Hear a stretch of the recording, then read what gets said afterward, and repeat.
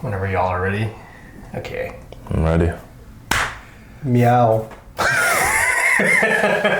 Welcome to the Powerlifting podcast. I'm here with Eric, my co-host, and today we have a special guest. He is a coach of many elite athletes, multiple who have over 500 dots, podium finishes, and even a junior world champion. He's also a nutritionist and all about building champions. Welcome, Alex Cano of Team Challenge. Thank you.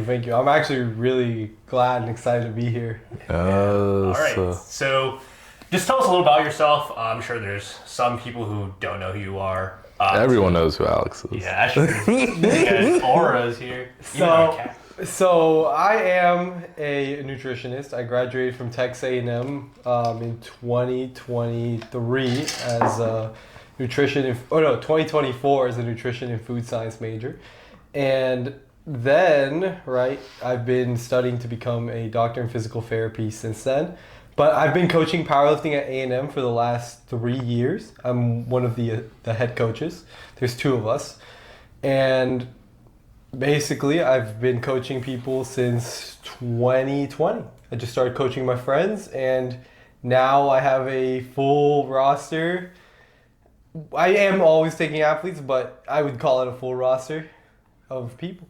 Cool. Yeah. So we usually ask this with all our guests, but how did you start powerlifting, and then how did you actually build up Team Challenge? I know there's a few other coaches, but let us know. So the biggest thing that got me into powerlifting was I just wanted to get jacked and strong. I liked lifting a lot of weights, and I was like, Russ Swole, he's a strong guy. Yeah. I was like, I want to be that jacked and that strong. I was like, let me be like Russ. Gotcha. All right. But then I got in, but here's the funny part, right? But then I got into it and I realized oh man, this guy's a midget. So then I was like, Bro, I knew where this was I going. knew it was, Oh my god. like this guy's a midget. It's funny. like He always says he's 5'6", but he's like 5'4", 5'5", probably 5'5" to be honest, which is like 3 inches shorter than I am. That's like a lot. They're all yeah. shorter. Yeah. Rapid never lies though. That was like one of the first. See, even I lie about my height, and I'm 5'8". What are you talking about? You're 5'10". 5'10". I literally have inserts to make myself taller. Okay. That's the heel inserts. So did you kind of develop your system more through experience then, or did you have any mentors early on, or how did that start? I've never really had official mentors other than the coaches that I've worked with. But the main thing is I actually just, at one point in time, I absorbed every piece of powerlifting content on the internet. I watched every Joey Flex video, every Steve Denovi video, every Sean Noriega video, every powerlifting podcast. I just sat down and listened to all of them. Yeah. I think when you started coaching too, that's when everyone was releasing their content as Yes. well. And there's too much content now, which is a good thing in my opinion. But at the time there wasn't enough. So it's I literally listened to everything available, every piece. So I learned so much stuff really quickly. Yeah, right. And since I was interested in it, I just held on to it. Mm-hmm. Right. Okay. So then, with that being said, I think I kind of know the answers to this, but I'll ask. Were you kind of more into nutrition then before the powerlifting, or did Yes, it kind of go? Okay. 100%. And how did that start? Well, I was a really high-level track athlete when I was in high school. Yeah. What dots were you in track? Dots. No dots. Well, if you had to put a dots on it, what dots were you? It's we can put 500. Ooh. Dang. Pretty good. Just didn't have the gene, and I was a little too short. So you weren't the Russ of track? No, Dang. sadly, bro. All right. I was just your old Mexican trying to run away. Oh, Okay. And I guess for you, since I'm from Philly, and then when I first moved here, I went to Corrupted Strength. I saw a lot of your athletes there already, and then I went to, Iron Sight, met some more of your athletes. It seemed like you were dominating on the local level. Were you already kind of thinking of developing your team by this time, or were you just talking to people and then it happened naturally? It just happened naturally. I talked to people and I was like, oh, do you want to coach? I'm like, do you like coaching? It's you could use my brand to promote yourself. It's I like people that I can have good conversations with. Right. That's how because the other person that I work with is Jolo, right? Mm-hmm. And that's pretty much only it now. But that guy is really smart. Every time I talk to him, I love talking to him. So it's that's the only reason I even like for him to represent my brand, because it's he brings good intellectual conversation. It's like, okay, if you give me the huge value every time I talk to you, like besides being like my coach or something like that, it's like, why not work with them or like let them promote your brand? Like I feel like I'm almost like giving him that because it's like he gives me value whenever I talk to him. Right. Okay, so do you guys have like a weekly call structure or is it? No, we call like every once in a while. Like now it's just whenever he needs something. We used to call like every other week, but I think he got busy and I got busy. Yeah. So now it's just whenever he has like a problem. I got you. Yeah. All right, cool. And then I guess we'll move on to the next bit of questions here. Oh, The fun bit of questions, the non-comp style training. I love the non-comp style training. It's so good. Oh I will my say this. gosh. I have so many people that I coach that DOTS 500 that would not be as strong as they are without these things. Which one do we want to start with? I think Start with squat. Yeah. And just Squat. we'll go down the So- list. yeah. I'll say this. You have to hit like a certain range of depth though, even though if you're squatting high. Like I call it effective depth. So it's like the range where it'll still transfer to your top end. Like you can't quarter squat. You have to be like right at parallel or maybe like a hair above depth, right? And it'll still transfer over. Like you're still training the squat movement. You're not losing too much. I think that squatting high can build a lot of confidence. Can also save your hips. A lot of people, when they hit depth, will really tax one side of their body more than the other. That can lead to a lot of imbalances. And these imbalances can cause us to start moving worse. So it honestly sometimes might be better to start a block squatting higher if your hips are super tight. Maybe at the end of the block, then go for depth when you can recover on that week one, right? Or it allows you to chain reps sometimes together because when you hit depth, you lose some tension. Sometimes you just want to chain reps and chain like bar path in that skill and that movement pattern. Just training the skill of like going up and down most of the way still trains your bar path and it trains you to have control, right? Especially if you're not hitting depth, it also requires a certain amount of control, right? So you're actually training a bunch of positive aspects of the squat. And hear this too. What is the most important to developing strength? Force output. So sometimes your force output is just so much higher with slightly above depth reps. And you gain such a productive benefit. I have many athletes that train this way that are super strong. Lots of people will hate on them and be like, you're not going to hit depth in competition.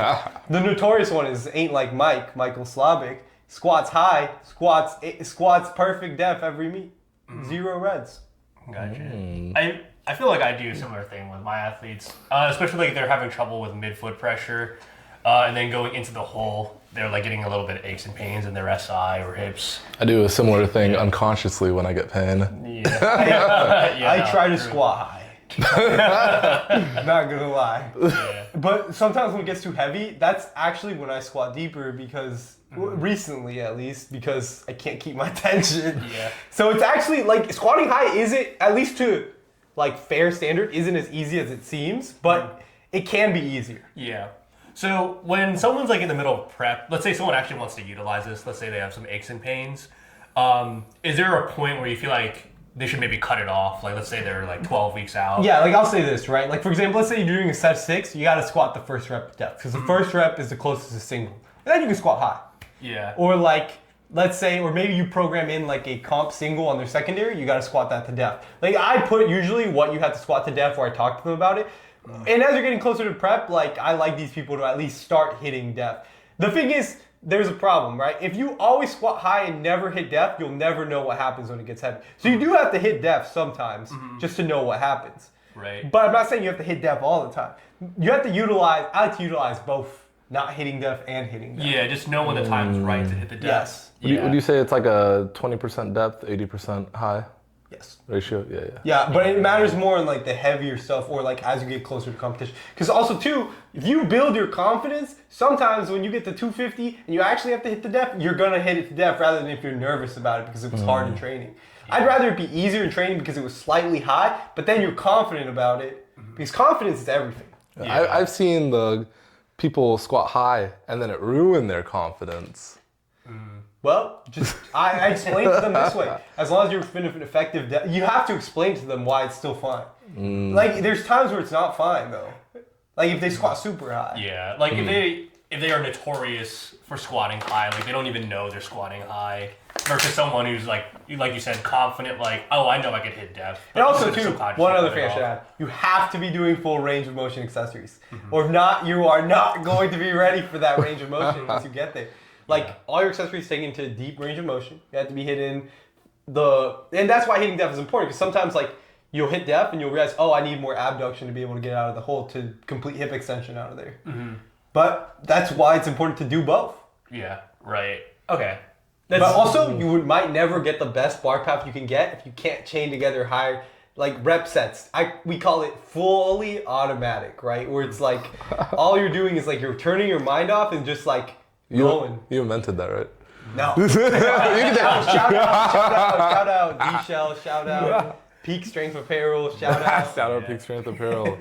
I feel like that take isn't like too crazy, especially with like dealing with pain. But I think as we go deeper, it'll get a little bit more controversial here. I think that's happened to me a lot, just unconsciously. Yeah. And then I overly sink the single, and then things work out somehow on meet day. Yeah. But there was not at the gym I'm going to, but at H-Town barbell, I was having some aches pop up, but all my stuff was high just because I couldn't. Yeah. It was hard to handle it, and I'm like, man, I need to figure out this fix, and then I can squat It deeper. also really depends. For example, I had like Josh the other weekend compete at like, what is it, Ronats?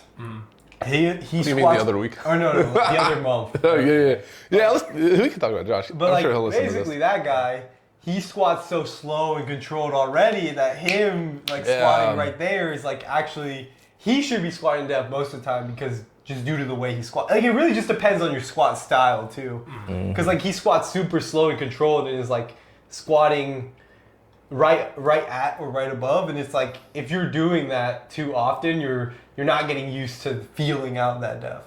Yeah, I You already remember. squat super slow. So, well, I guess I'm coached by this professor, Yeah. and he's told me similar things. It's like, I was telling him if I hit that full end range of motion, I was getting a little bit aches and pains, and he's like, oh, just cut it a little bit, it's fine. And then eventually, you'll get used to it. When speaking with your coach, did he ever, like, say, like, hey, like, you can't do this? Or was No. it, like, fine? No, my coach would definitely. I think he does the same thing. He does the same thing. He squats notoriously high, Yeah. so Okay. so he's chilling. Yeah. All right. Okay. I think the next one here, I would say this one's a little bit more controversial, the touch and go bench. So, two things about this, right? Is I think it's not controversial because if you can produce more power, you are stronger. So it's like, and also confidence-wise. Like, for example, I actually literally got my bench to progress. I have super long arms, by the way, like 6'1" wingspan at 5'8". So it's like chopped. But I literally got myself to a 187.5 kilo bench doing this method. What I do is like, I literally just get the weight like even like a quarter of an inch above my chest and like don't pause it and just press it. Dude, and the reason why it works, right, is because I'm still getting most of the range of motion and producing a lot of power. I'm still producing the power is the thing, right? Like lifting 400 pounds isn't easy either way you try it. But the thing is, if you're doing your full range of motion accessories, you're pushing everything else hard, when you taper, that taper should give you what you didn't have in the gym. Plus, you continue to get stronger, continue to push your work, you should just produce enough force on meet day to be able to hit it. So it's like, it'll be there meet day, low key applies here. I hate to say it, but to be fair, there are certain things. Like on your warm-ups, I always comp standard them. Just top set is where I like let go of the comp standard. But I do comp standard every warm-up, or have people comp standard every warm-up, because you still have to practice the skill in some way, right? Or on secondary days where it's lighter, comp standard it. Other thing is, not necessarily touch and go bench, but also not fully locking out on bench. The reason why I like this is because like there's studies that show that if you don't fully lock out the bench and just go through this range of motion, your pec is actually working a lot more. For some people, when they lock out, they'll shift their scapula, lose position, and it makes the reps get incrementally harder. So somebody might be able to do 8s if they don't lock out and don't pause, but they can probably only do 4 reps if they pause and lock out because it's shifting their position so much. So when you get to that bottom and hold it, things get tired too really quickly. But you have to look at the components that you need in your bench, because a lot of people need to just get stronger in that specific range of motion. They need to get confident, stronger, produce more power. I think those things I think power production, bar path, always come before anything else. And the easiest ways to get good bar path is to have your body self-adjust to a range of motion, which is why I'm a big fan of like turning your brain off and being fully automatic, because it's like if you're just banging things out, you're gonna find the easiest bar path to follow. And then two, if you produce a lot of power, you're gonna get stronger, because these high force producing reps are what end up resulting in us being stronger. Right. Okay. And just to clarify, when you're saying touch and go, do you mean like an actual touch and go, No. or more so? Yeah, It's like quick pause. Just like a quarter second to zero pause. Right. Okay. But like not like touch and go like touch and football. go. I'm talking like Can get a little messy. But the quick pauses. Yeah. the quick I see pause. what you're saying on that. But yeah, because I feel like we both kind of do a similar thing. I do quick pauses. Yeah, like I also do. I can't hang with long quick pauses. I don't lock out or pause. With the quick pauses, I've had a lot of athletes. They'll do week 1 through 3 with regular / quick pauses, and then on week 4 they'll try and like really pause it and dial it in, and then they'll fail, and then it's like I think it's the other way around. really. Because you got to do the first few weeks with the standard, then you got to do the last week with the not standard. Yeah. But it's when they do the first 3 weeks with the non-standard, then the last week with the standard, it makes sense that they fail, Yeah, because it's like way harder. It's a different thing. It's a different thing. Way harder. Yeah. Dude. Or they'll be like, I got commands on week 4. Why? Yeah. Why would you do And it's like that? I've never gotten commands for the past like 12 It's weeks. like, imagine something that you were like, it's a completely different movement in that way. So it's like, that's why I said it's so important to practice them in your warm-ups. Yeah. I actually have this other take, right? Like on meet day, I think you should practice commands on all your warm-ups, because most of the time people aren't used to that reaction timing. With the Commands. Yeah. It's like, you're not used to it. Because even if yeah. you train, like unless you train with commands all the time in training, you're not going to be used to it. Yeah. And like your that's reaction time, half the reason why reaction I time train has to be with warmed up. Yeah. commands And during like you said, prep. like, even if you give yourself like a 3 count pause, you mentally know when to go. Yeah. Versus Mm-hmm. when Exactly. someone tells Reaction you. time is such a big thing. Yeah. That's why like how quick you can generate force matters too. That's why I'm such a big fan of force production. 'Cause Yeah. it's like it's not just about reaction, but if you can generate force faster than another person, you can just get things off your chest faster. Yeah, I got you. And just to keep clarifying, I feel like I have a general idea, but just before the rage bait happens, is like you suggest someone do this closer to their week 4 or like at the end of the block versus like how would they develop the system of having? How would touch they and goes? develop it, right? Like for example, say you're trying to get someone's bench to really progress. I would say this is not ideal to block going into a meet, because usually the way I also do things is I like train into the meet, so their heaviest stuff is on week 4. I would actually train all the things going into meet come standard, so maybe 1 to 2 blocks out. You're just trying to get the press stronger. This will get the absolute strength of the press stronger, because you're producing way more force. So it's like I would just do your maybe week 1 and 2 to not standard, and then when it starts to get heavy on week 3, start not pausing. And then week 4, don't pause, just press.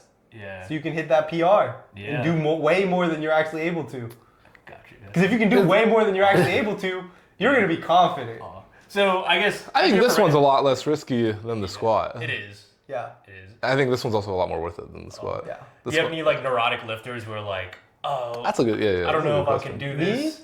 Yeah. I used to have a lot of neurotic lifters. I feel like I'm all sure, my I'm sure lifters, there's some lifters where it's like, oh, I hit this PR, but I touch and goed it. Yes. Or Yeah. I would be and like, it's kind of like, bro, dude, you who still cares? got the pressing strength. Yeah. The high force production rep. Yeah. Well, as long as they hit it, like, Right. you can go touch and go it. All right. All you So want. I feel like that one, I would say like maybe a majority of viewers actually might do that subconsciously anyway. I think they subconsciously do it Yeah, and they right. won't admit it. All right. But this one, I would say not everyone does. And it's deadlifting with straps. Oh, yes. This one is one. my favorite. Yeah. So, You also have this one. not Like, locking out on deadlift. that, Yeah, that one too. we'll talk about that one too. So, to start, I love straps. Why? Because I'll start for a simple reason. If you pull mixed, you're going to get twisted up over time, because your rib cage is not perfectly symmetrical of how you hold. Straps allow you to be symmetrical, and they can allow you to produce more force on both sides equally, rather than you like biasing towards one side. If you start to bias to one side, you could develop an imbalance, you could develop some issues, one hip could get sore more than the other. So straps just allow you to be even. So I think if you pull mixed and you also pull straps, you're going to stay healthier.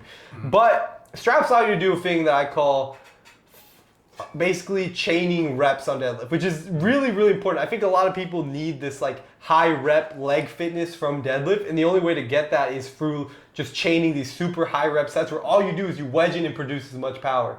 Straps allow you to do that because your hands aren't a factor. You don't have to pull slack by setting that grip. Like your grip is already set with the straps. All you have to do is pull up to set the slack. Yeah. Right? So that helps a lot with you being fully automatic. Like it takes the grip out of the equation, which allows you to just push with your legs.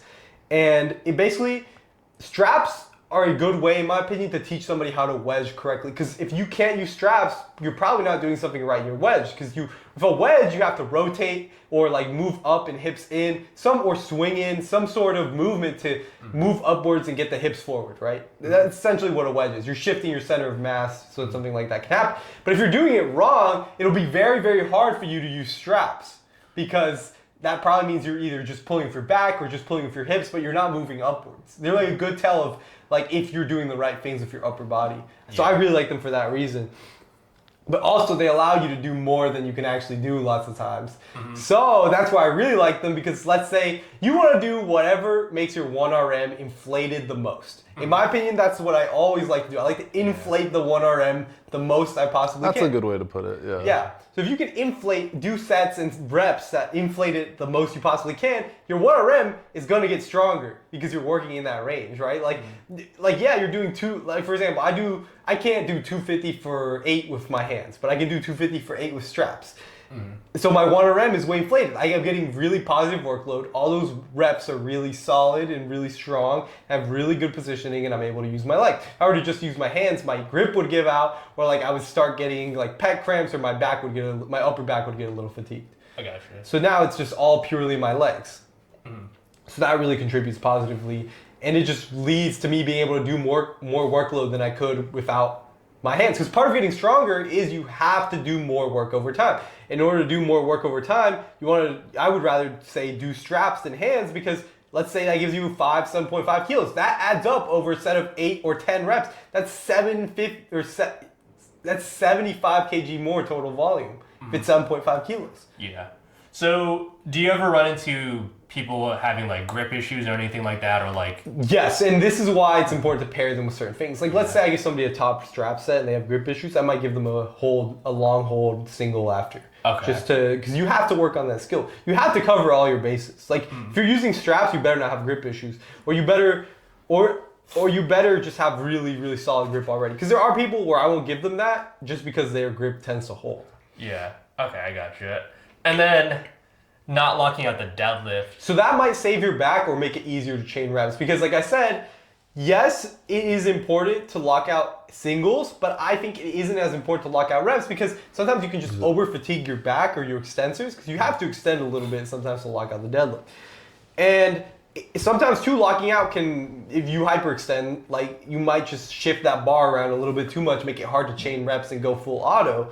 And that's where I think not locking out can be great, because if you just lock it out to right above your knees and then put it back down, you can chain more reps together, but you still got that positioning practice off the floor, and you still got that force production with your legs. Just didn't get as much force production with your back, but you might just get overly taxed. Yeah. And you can do a lot of other accessories that'll give you positive back fatigue, but there is a lot of things that give you negative fatigue. Not everything is created equal in terms of the amount of fatigue it gives you. Like I think deadlift for some people can be way too fatiguing in terms of the back. Okay, so I imagine there's some people, I guess like people who argue against this.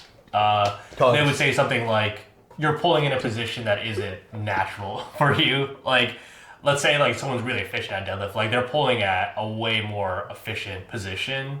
And do you feel like it doesn't matter, like it'll still translate over? Well, you still have to break the weight off the, well, it does matter. Some things do matter. You can't be like having the straps way too low. Like I make sure none of my athletes do. None of my athletes have them like cheating mode. They are using straps though. Yeah. Don't get me wrong, but you can't be cheating way too hard with straps, or it's gonna make the movement way different. Yeah, they're not using like ollie straps like almost out of their hand. Yeah, you can't be doing that. Yeah, okay. In that case, I would also disagree. Don't use them. Okay. There has to be some sort of closeness to your pull. If it's 1 centimeter to 2 centimeters, that's fine. But if it's like an inch, that makes a big difference in the deadlift. No, not even an inch. 2 inches, I'd say. Because an inch, like, you can still get similar positions. Yeah, I gotcha. Just want to clarify before someone just starts strawmanning you. I'm sure someone's going to strawman me. But, That'll be fun. okay, did you want to add anything onto these ones? I think the biggest thing with all this is as long as you're good on meet day, who cares? Exactly. That's a big thing. That's what I have to say, right? And it's like, I just have so much proof that these things can work. Now, it's funny is like, back when I was with Adi, I know you know who he is. I know who he is. Yeah. I had like a finger problem. Like I fractured my pinky and I could only deadlift with straps. But I was doing what you said. Like I was overloading my deadlift like crazy. I think I did like 567 for a triple.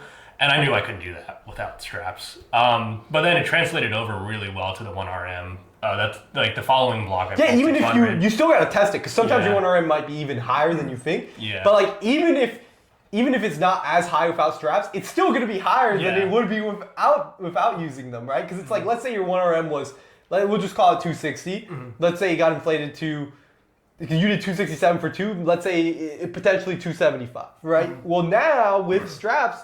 With using the straps, you're at least at 265 instead of 260. That's a 5 kilo increase. I will take 5 kilos off my total if you ask me. Yeah, no, for real. With the straps, I'm sure you've had some athletes where they start pulling in straps and then they immediately suck, or it looks way worse than a regular deadlift. They're probably pulling wrong. Yeah. They're doing it bad. Yeah. With them, do you transition to getting them good at straps, or do you just be like, hey, you're already way better at this regular grip, let's just roll with that? Well, it depends on the case, right? Like if I have somebody that I really want to be able to do more workload, I will personally teach them how to use straps. Like I'll FaceTime them and send them a video, and we'll work on it, because I'd rather them learn. But if not, like I just will let them keep pulling their own grip. Usually it's only mixed grip pullers where they end up not having to use straps. Like the only person I've coached at a really high level that doesn't do this method is Janae, because she's mixed, right? Yeah, and she doesn't like straps at all because of how they feel, and she doesn't want to learn how to use them right. So it's like I'm not gonna try to teach her. She's pretty even as it is and doesn't get a lot of imbalances. So why should I try to teach her straps? Like we don't have any issues. So I guess again for like the viewer who's thinking about. Like, let's say they're struggling with their deadlift, like, oh, maybe I should, like, overload like this. Is there kind of, like, a structure you would push them towards, like, maybe, like, a fatigue single or, like, just hit your top set normal and then use strips? What I would do is, like, secondary, hit the same thing you're going to do. Like, let's just do secondary and primary. Like, I'll just give you my structure, for example. Like, if I do my primary is, like, a single, I'll do that without straps. And then it's a set of 6. Top set that's pushed hard, I'll do that with straps and push it really hard, as hard as I can. Then 1/6% drop, right? Straps as well. Yep. But I'll do my single without straps. Yeah. With skill practice. Then secondary, let's say I have a top set of 8, really hard. I'll push that really, but I'll make sure that my last warm up is the same as what I'm gonna do for my top set of 8, but I hit 1 rep without straps. Okay, I gotcha. Okay. Yeah. You pull mix, right? Yeah. Yeah. Okay. Okay, and no issues. Like I'm assuming. 0. Yeah. Grip is great.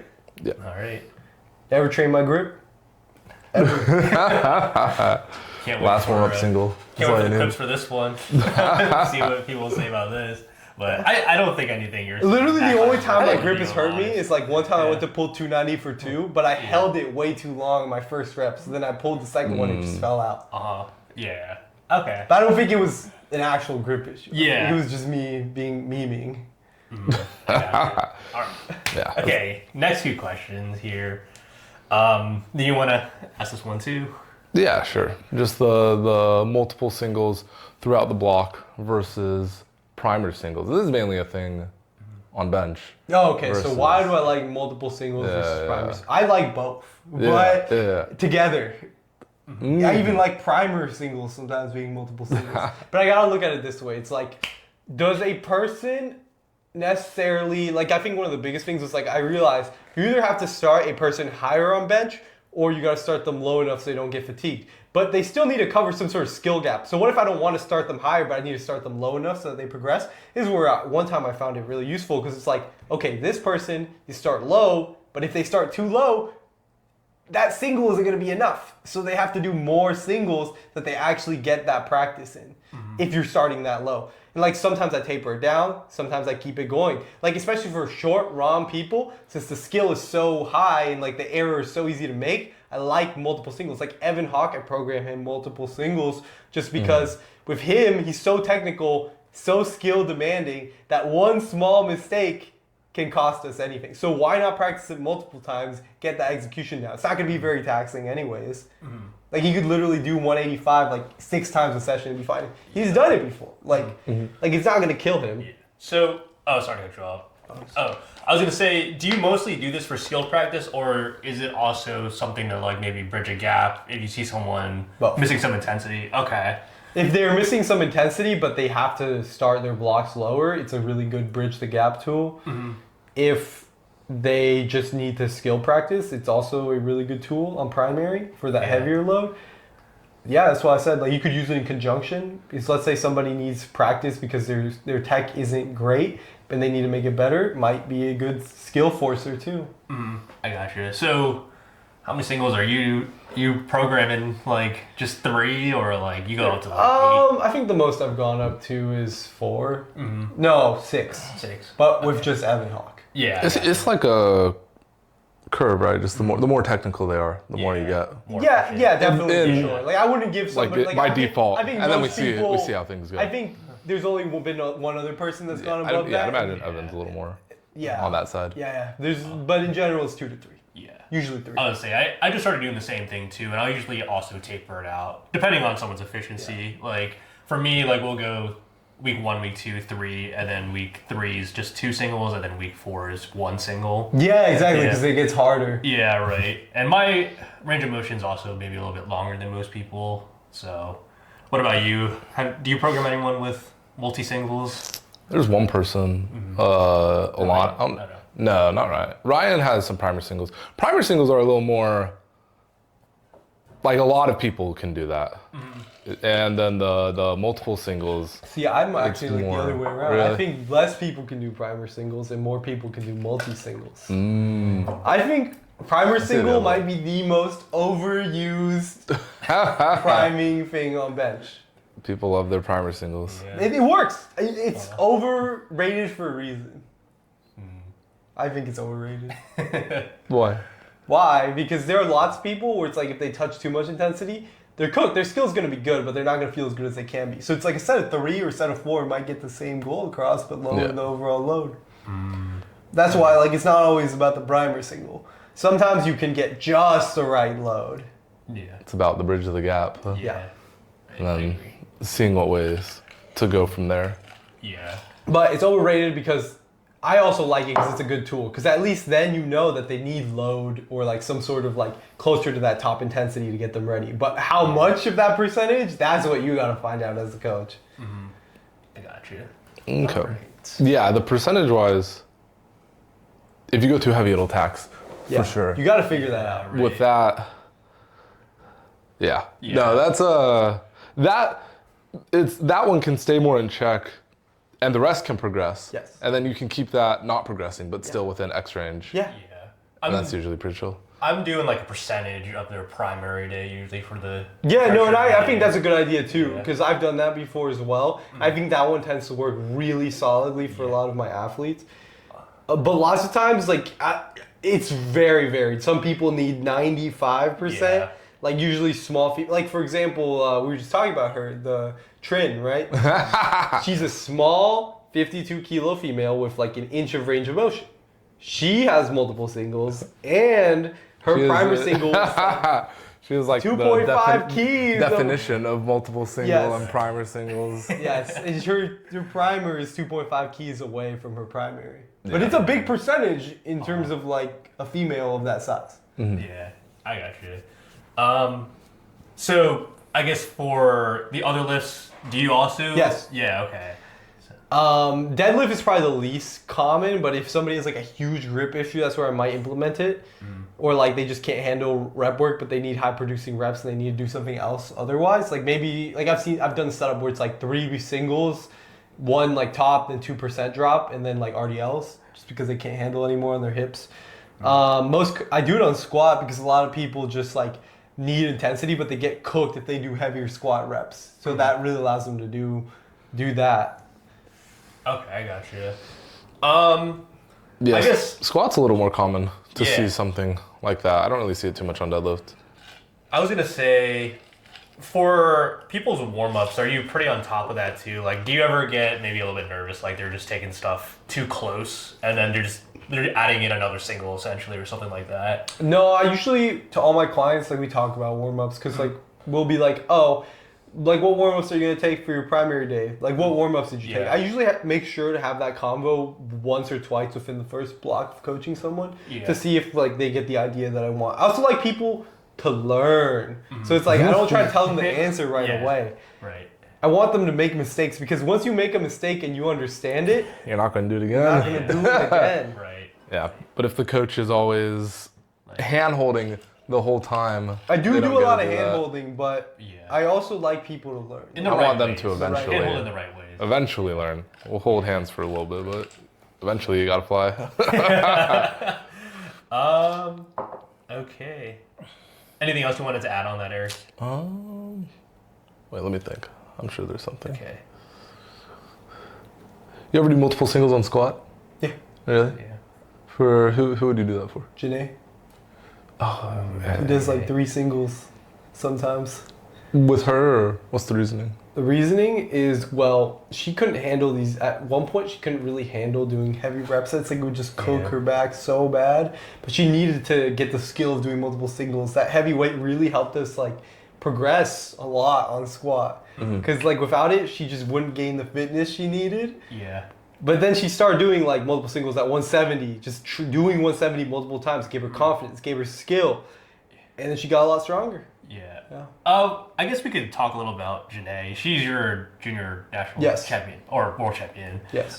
Was there any like hurdles that you guys had to come in, or like did you develop some of these tools with her? I developed a lot of these tools with her and my other athletes. I actually would say she was the first person to start doing multiple squat singles on my roster. Yeah, I got you. Okay, and Just multiple squat Yeah. singles, though. I developed the other ones before that. and when did you start with her? Like, did you pick her up at college? I was coaching her in college. Like, she just competed at like 2022 CNATs, and then she was like looking for a coach, and she's like, "Yo, can you coach me, bro?" And I was like, "Okay, That's bro." exactly how the conversation went. She used to squat really wide. Yeah. Yeah, she squatted so wide before. Like the widest yes. I've ever seen.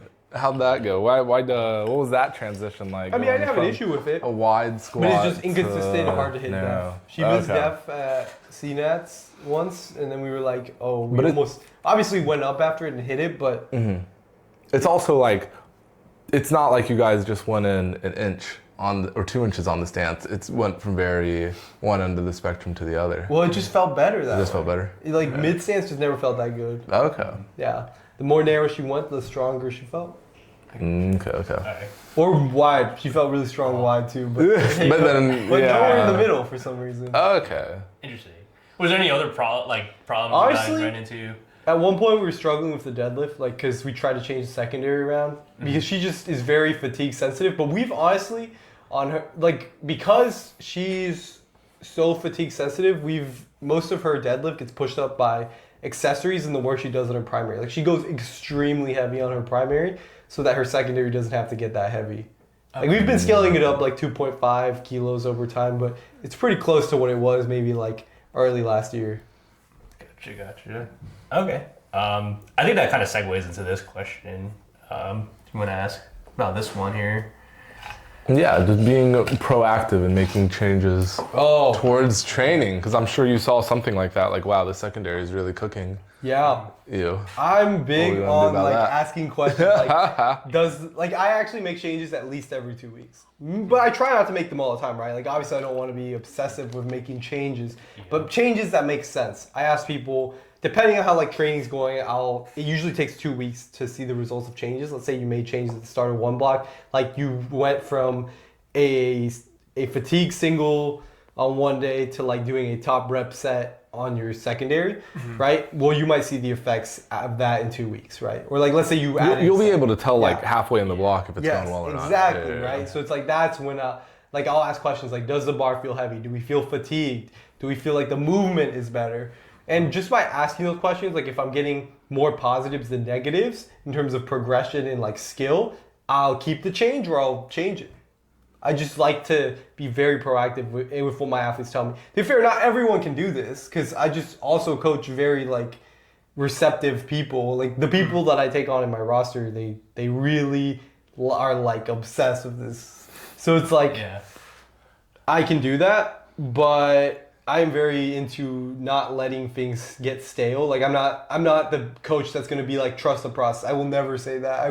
I'll be like, bro, I don't even trust the process. I'm like this ain't real. Like I swear to you, like I don't trust any processes. Like or like even though there's definitely I could do better on that for sure because a lot of times things can work themselves out. I think that a lot of my success has come to me being so proactive and wanting to look for solutions to answers that I don't know. Yeah, I got you. Or like looking at other elite lifters programs and seeing what differs in their program versus ours. Like I've messaged a lot of coaches like on help before too. Yeah. I was going to say, we talk about this too where like there's principles in powerlifting that you should follow, but then like there's nothing you should get married to. And that's usually where people start like getting stagnant. 100%. And I think my biggest thing is I have no coaching philosophy. I have the coaching philosophy is be proactive. Yeah. Proactive. No standard would be right. No comp standard. No, I'm just kidding. Literally, I just try not to have any ideas held to heart because I think that is what holds people back. Like I've seen people have like have an athlete for a long time and just like their willingness to stick on one structure, one plan has like hurt the athlete. Yeah. I just don't want to be that coach. So do you ever run into the problem where like you feel like something's working really, really well, but then the athlete's like, oh, I don't think it's working that well, and like let's make a change. Do you kind of like run with the athlete there, or do you like put your foot down? It depends though, right? Like sometimes I'd put my foot down. Like the other day someone was like, yeah, dude, we need to go from, what is it? It was like, I think we need to add an SSB squat day right before my primary squat day. I'm like, okay, bro, let's see what happens. He was cooked. Absolutely cooked. So I let him learn because I knew that was the wrong answer. But what if it worked, right? Like sometimes crazy things happen when things work. I'd rather try the change because it's like something crazy might happen. Literally, I don't even get mad if my athletes go off program sometimes because if we learn something from if it goes well, then you can use it. Like one time, my athlete Michael, right? He took off his secondary deadlift because he had some sort of trip, came back, felt super strong on primary. So every week 3, we take off our secondary deadlift so that we show up even stronger on primary. The vacation stuff, that's a really good time to pay attention. But like someone maxed out on a random bench day and they end up finding that's a stronger bench day. That's really common too. Someone's secondary squat feels really good and they're like, dude, can I just hit a crazy secondary squat PR? And they end up being stronger on that day. These things always happen. Or like they have to shift the day around. They're like, dude, my primary squat felt so much better because I moved my squat 1 day forward. So now instead of a 3-day gap, I have a 2-day gap. These things are very valuable. Yeah. Well, like us, we're all very rigid and on our program, which is good. But then there's every now and then something will come up. But it's good to pay attention during those times because that doesn't happen too often with an athlete who's consistent. Right. Okay. That's why I'm never negative. And also, if someone has to go off program and hit a PR and it's a PR, if it's a PR, it's like I don't get do mad. it. I'm like, yo, now we know something. I'm like, we cooking, man. Let them have the PR. If they go off program and they hit a PR, it was a very good decision. If they fail a PR, I get a little bit more annoyed. Then it's I'm like, bro, okay, what are you doing? You shouldn't have done that. Exactly. All right. Okay. So when it comes, you coach 6, you said 500 dots athletes, above 500 dots. Do you feel like there's any difference in like the way you program them or like their demeanor, how they act? A demeanor, well, let me state 2 things. So everybody that's at 500 dots has to have a combination of these 3 in some sort of way. Strength, like in terms of muscle, they have to be high force output, move really well, and have some sort of giant skill, right? Also, they have to try semi-hard, right? So they have to have a combination of those things. Like for example, like Evan has like definitely the lowest muscle mass of all. Well, no, he has one of the lowest muscle masses of my 500 dots athletes, at least in his like overall, right? Sorry, Evan. I'm sorry, I had to do you like that. But the way he moves, But on his bench, the way his skill and like range of motion are very short, right? Like his squat range of motion isn't that long. His deadlift range of motion is super long, unfortunately. But his bench, where he makes his money, and his squat is really good too. So he's got enough leg muscle, enough power production, and enough skill to get him forward. Whereas there's other people that just have a lot of muscle and skill, or have like a lot of muscle and force output, but not a lot of skill. I gotcha. And then what about the programming aspect? Do you feel like it's just what works. Yeah. I can't say that there's anything unique about a 500 dots athlete or anything that's not unique, because I think every athlete that I coach has a very different program. Like I literally could not tell you. What can I say? No, I don't know. Yeah. Like maybe a 500 dots athlete looks like a beginner if they don't need enough work, or maybe it looks like the most workload you've ever seen in your life. Yeah. It's like at the end of the day, it really just comes down to the problem solving, right? So like I'm sure there's kind of a general baseline that you start with, and then that's when the changes start to happen. Exactly, dude.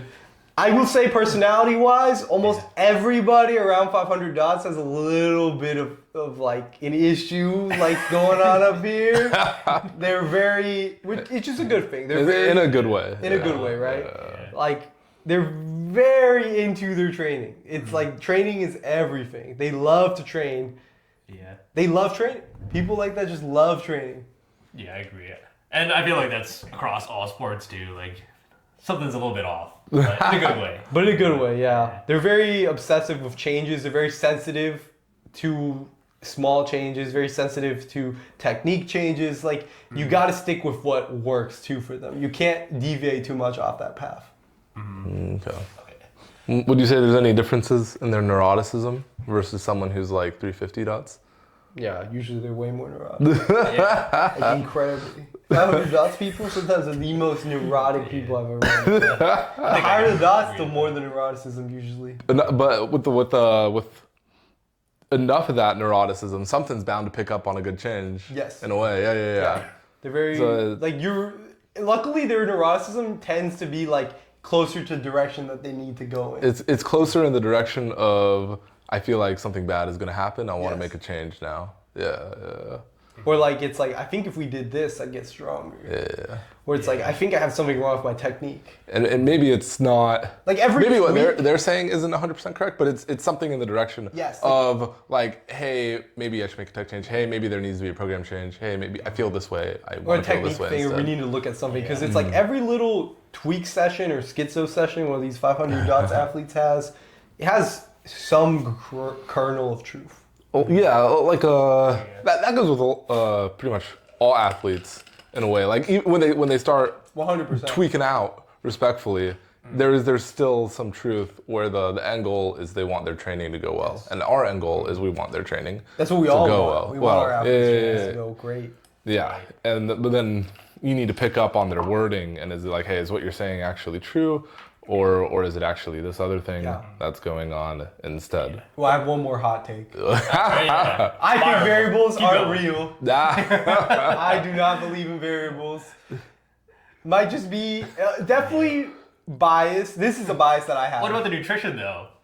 I think nutrition is a compounded factor, where it's like, obviously, like let me put it this way, right? Like one bad night's sleep, or like a week of bad sleep isn't gonna fuck you up, especially if it's consistent. If things are consistently bad, then those are consistent variables. Yes, they are consistent.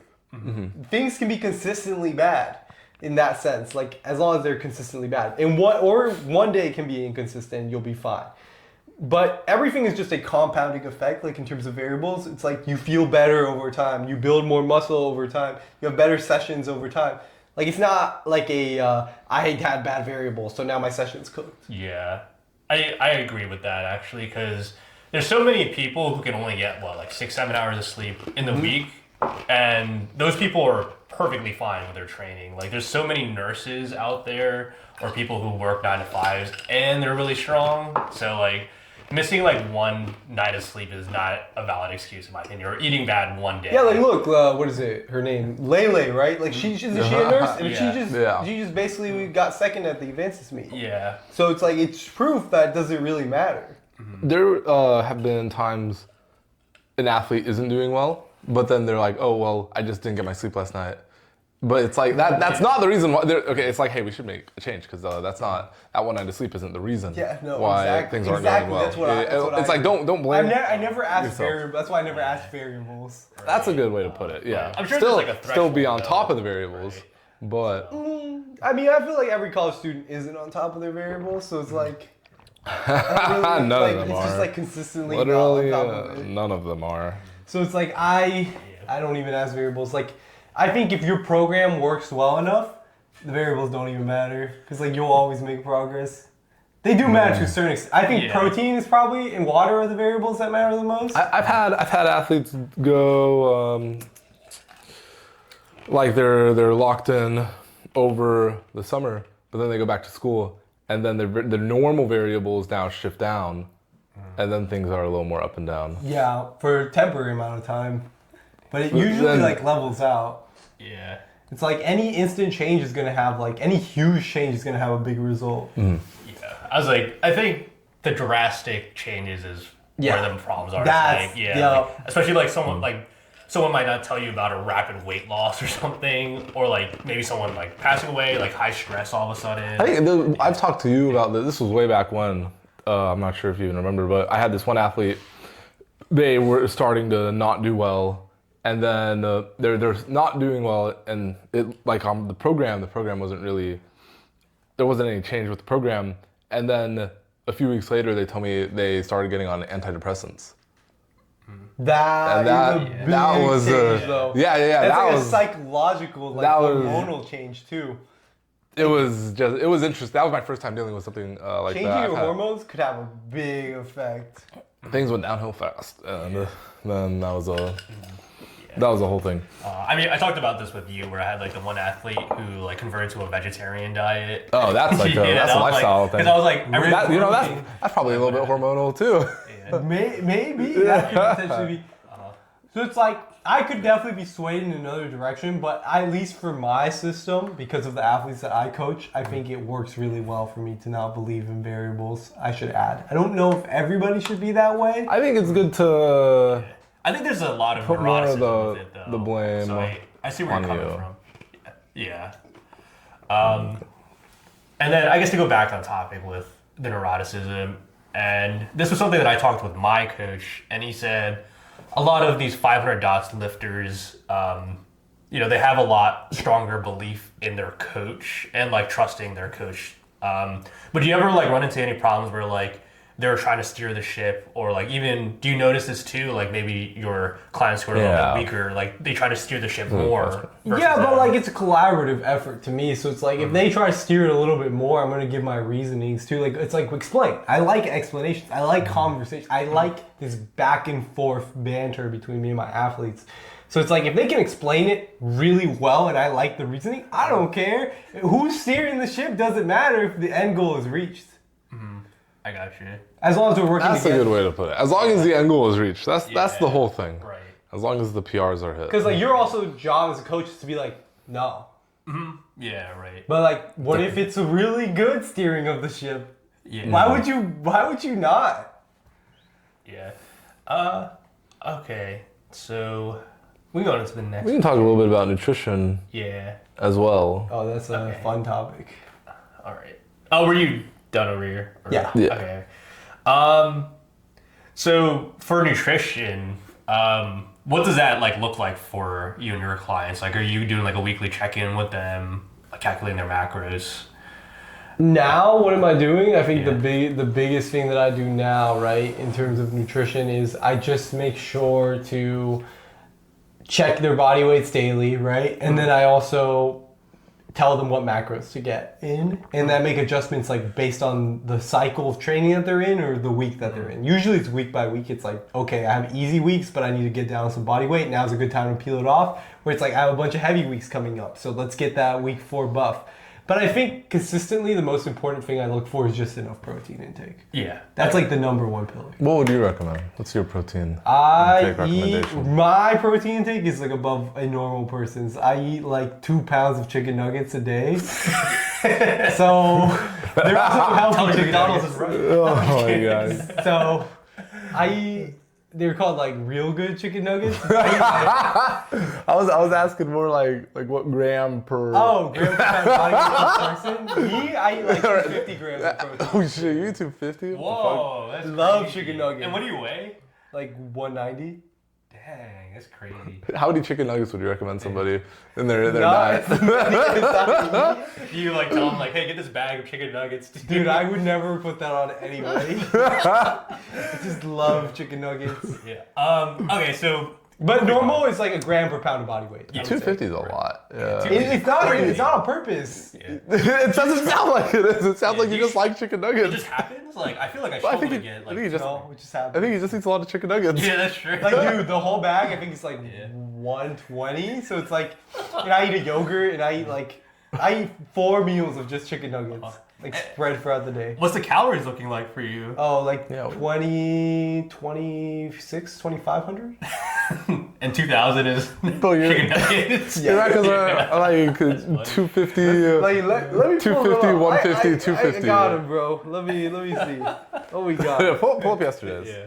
Like, I gotta show this to the fucking.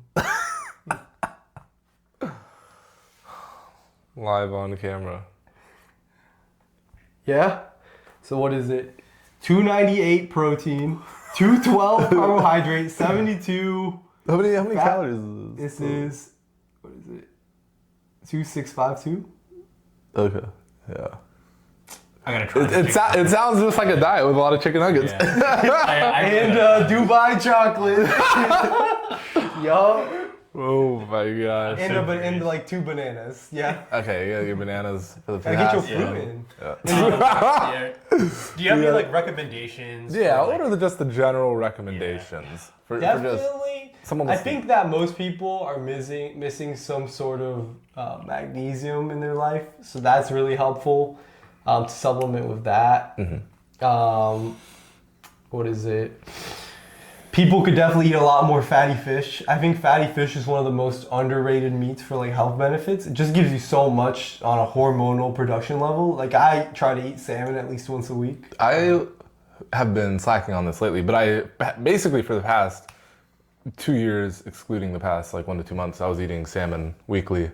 I know, it's And- good for you. Dude, it was just like by coincidence, and then I was telling my girlfriend that, and she's like, "Yeah, that's really good for you." I'm like, "Oh, I just like some, I just do salmon once a week. Yeah. It wasn't really planned out, but it worked. Yeah, I'm a it's big really- fan of that. I need to bring it back. I do the same thing. 'Cause Also, it, just, like, well, it has like a variety. lot of the omega stuff. Yeah, right? I don't like variety, so I have one day where I just try to eat fatty fish. Oh, okay. 6 days chicken nugget, 1 day fatty fish. More like 2-day fatty fish. But, Yeah, but yes, 5 days only chicken nuggets. I got you. Okay. So I get a lot of questions from my clients about like nutrition, like going into the gym. Do you have recommendations? Yeah, what Yes. about like pre-workout So meals? this is simple. I think you better be prioritizing water, but not too much water. So it's like, I would say, I don't know if I want to give it a specific number because everybody has a different rate at which they uptake and pee out water. And if you take in too much water, you'll actually pee out all your electrolytes, funny enough. Because I see a lot of people chugging water and they're a lot more dehydrated than other people. So just drink enough water to where you're not peeing like crazy, but at the same time, you feel hydrated. I got you. Other things are like simple carbohydrates. I would say without a lot of sugar because a lot of people try to eat sugary foods before the gym. It's like you'll crash if you take too much sugar in.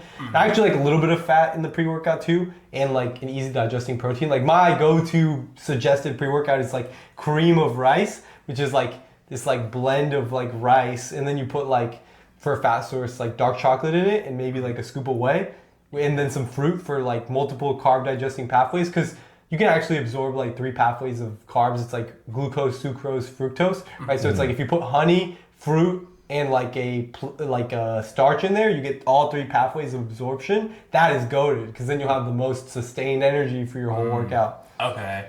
And is there like a percentage of like calories that someone should kind of come in with their into their session? Not really. It's more so just making sure that you eat like 1 to 2 hours before. Yeah, I got you. Okay, I feel like that'll help a lot of people there. And then since you're doing a lot of nutrition here, like, is there any biggest things you see when clients fall off their diet, or like maybe just not hitting their protein consistently? Yeah, so basically what most often happens, they had like some family event or some big gathering happen, and then they just keep on going with multiple phases of their diet. They're like, oh, I went off one day, it's okay, I'll give myself one more day off. And then it just turns into multiple days off. So it's like you want to veer yourself back on track as soon as possible. Like me, I usually take like a day off of my diet every weekend. So it's like, I'll just veer myself right back on. I gotcha. So do you also have any other strategies to help people who like chronically fall off? Like, Yeah, just check in with them more. yeah. Make sure that their stuff is in check. Really like lock them in. Yeah. Just accountability helps. If you're paying someone, it's already going to help. Right. What about you? Do you feel like you're on top of your clients with their nutrition as well? Like, or is it kind of... I'm trying to be more because I'm Yeah, realizing how bad some of theirs is. And I'm just talking to them a little bit more about the it. cool lifting stuff. I've seen it. One of my friends, he's like, he's coached by Eric, Charles. Oh, Charles. Yeah, Charles is good about Charles at least. He's like, I drank 6 beers Oh, this week. yeah. Never mind. Yeah, Charles. very Charles. He's better. He's been better than he was in the past, at least. So he's a good athlete. His variables are normal. Yeah, they're good. Yeah. And the only time they get abnormal is when a party happens. Though he's cooked this week. Oh my gosh, Charles. Did you have any other nutrition questions? I think that's about it. I think just general questions that Yeah. will help the average person. Yeah, I agree. All right. And then here's the most important question for you. With your training, how's your squat and your goon arm been on Well, bench? I mean, It looks better. the squat is doing so much better. Thank All you, of it looks better. Corey, thank you, D-Shell, thank you, bro. Peak Apparel, man. Yeah.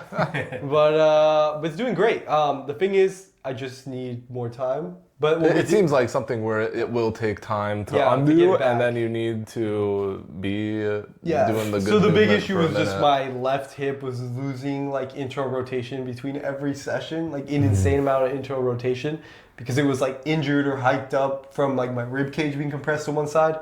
So I basically had what I had to do to fix this issue with my bench and my squat was I have to open up space on this side of my rib cage and close off this side of my rib cage because it's too open by doing some sort of drill where I like crunch this way and it turns my rib cage one this of those way. drills. And then my left leg, simply put, it just needed more internal rotation, but it wouldn't hold it unless my rib cage was fixed. So then I had to fix my rib cage first.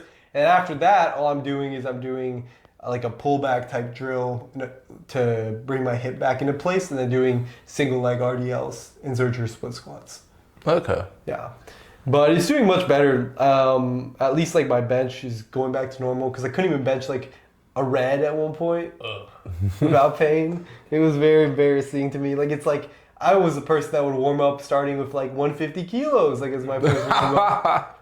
So it's like... Do you think that did anything No. bad for you? Okay. Because I was already warm. Like Pro- 150 is just so light sometimes. Not anymore.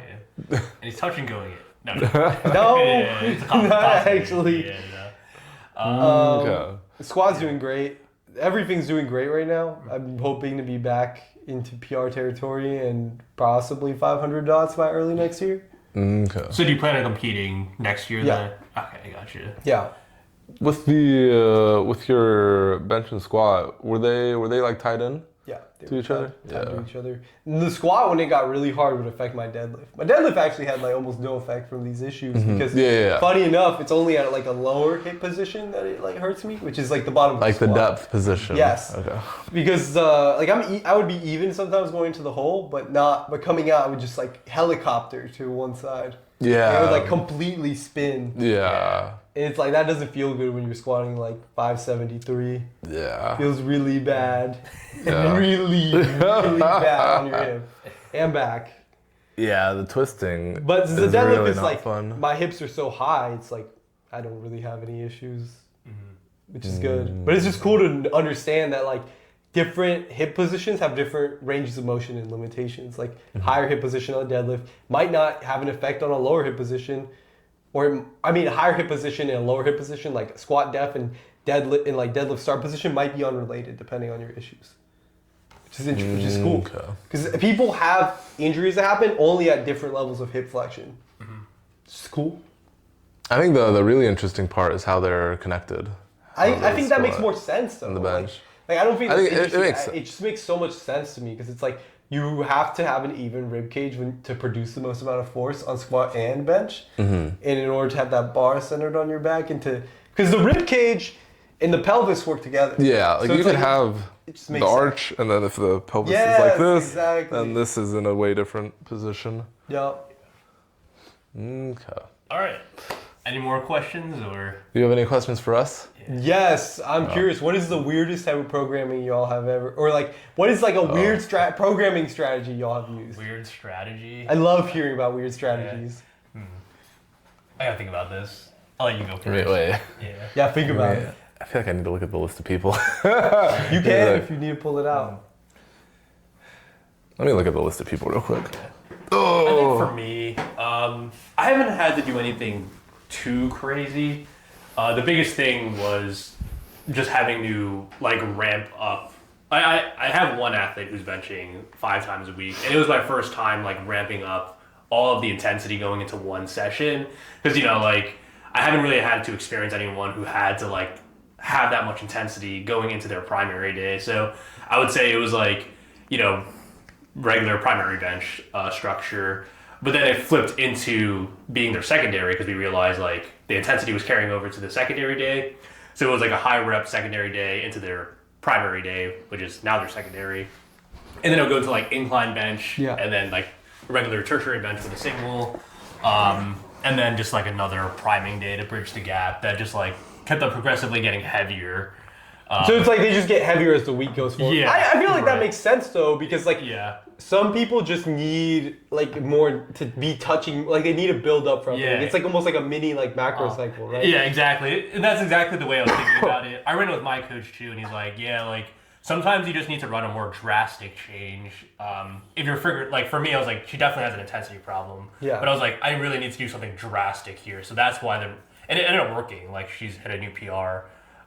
So that's it for me. I haven't had to do anything like crazy, like let's do the deadlifts with the straps for the top set or anything. But I was just gonna say I can talk about the non-comp standard approaches that have popped up as of late. So I got this one guy who was deadlifting at commercial gym, and then he was deadlifting on pounds and like super whippy bar with like cheater straps, and then he switches over to powerlifting gym and that with powerlifting equipment. So that's already a learning curve. And then we stopped using straps, but now it's too much of a learning curve to where he can't hang anymore. And we had to just bring the straps back and then just force everything to come back up because the rep work got to a point where it was too low, and now this estimated run at max got like lower because you're doing less because now we're overall literally work. But it's still translating to what his really hard single was. It was like it makes sense because we're only doing this for a set of 6 exactly versus like, hey, we need to do like an extra 30 pounds on this set of 6 if we want this extra 30 pounds back. That makes so much sense. And it's like it's all about that power production. Like he was just doing so much more, producing so much force that it just made a big difference. Because it's like comp equipment or not, you still have to get the weight off the floor. There's still a load you're having to pop up. So the no straps is just like too much. So now I think the only thing he has without straps is his top single on his primary, and then the rest is, I think he has like a warm up, the secondary warm up, no straps as well, and it's like 5 to 20 pounds lighter than whatever the top set. I think that's very interesting. I think this isn't that weird nowadays, but I remember having to come to someone or moving someone to 3 times a week squatting with like multiple singles as well. I guess that would also be considered something like out of the ordinary. Oh, I mean, I feel like that's not that bad, but it's very multiple singles at every day. No, just like tertiary, primary. Oh, I mean that's still pretty interesting. Like, Yeah. Just it's nothing like I would say wild. Bridging the intensity gap though. Right.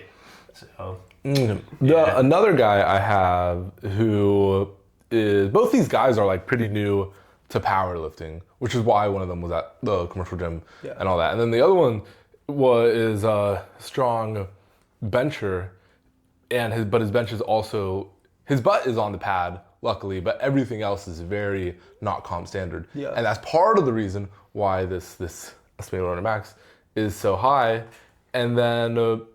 He's doing a meet, and we had the primary day single paused, but then things were going down fast, and I was like, hey, we need to unpause this, and I need you to just push this one really hard, and then we can pause like 20, 30 pounds less, and that's been a lot better.